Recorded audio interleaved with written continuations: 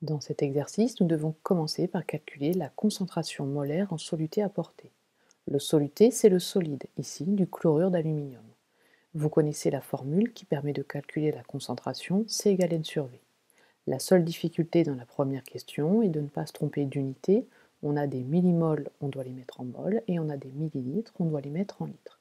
Cela nous donne une concentration molaire en soluté apportée de 2,50 10-2 mol par litre. J'attire votre attention sur une chose, je n'ai pas noté 2,5 10-2 mol par litre. Il y a une raison, ce sont les chiffres significatifs.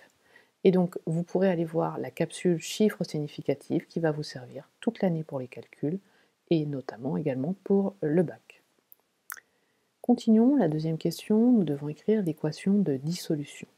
Le solide, c'est AlCl3 solide, le soluté apporté. Nous savons que les ions chlorure ont pour formule Cl-. Éventuellement dans le texte, vous pouvez trouver les ions aluminium ici en bas Al3+, mais ce n'est pas nécessaire. Ça se déduit de l'équation de dissolution.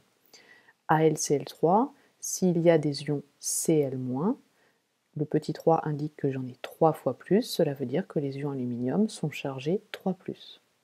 On écrit donc l'équation de dissolution, AlCl3 donne Al3+, plus 3Cl-, de façon à ce qu'il y ait une charge neutre à droite dans la solution. Ce petit 3, d'ailleurs, apparaît aussi dans le solide, dans AlCl3. C'est logique. Continuons.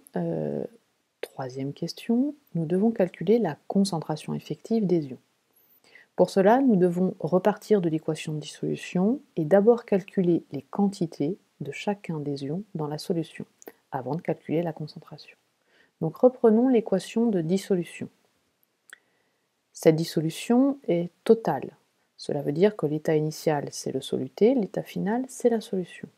Si la dissolution est totale, cela signifie que l'avancement maximum, c'est petit n de AlCl3 divisé par 1.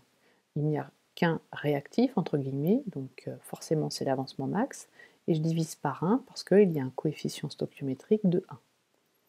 X max vaut 5,0010-3 mol. On en déduit les quantités de matière dans la solution, X max pour Al3+, 3X max pour Cl-. Et on fait l'application numérique. À partir de ces quantités de matière, eh bien, il suffit ensuite d'appliquer la formule pour calculer la concentration d'une quantité de matière. Donc la concentration effective des ions, la seule chose qu'il faut savoir, c'est qu'elle ne se note pas avec un grand C, mais avec des crochets. Donc pour les ions Al3+, cela nous fait 2,50 10-2 mol par litre, et pour les ions chlorure, cela nous donne 7,50 10-2 mol par litre. Toujours 3 chiffres significatifs. Terminons cette correction augmentée par les erreurs à éviter.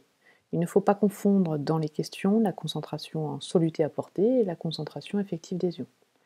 Faites attention également aux conversions d'unités de millilitres à litres, souvent, ou même parfois de millimol à mol. Et faites attention également, l'équation de dissolution ne permet de raisonner qu'en quantité de matière, donc il faut d'abord calculer les quantités de matière des ions avant de calculer leur concentration effective. Voilà, à bientôt pour une prochaine correction augmentée.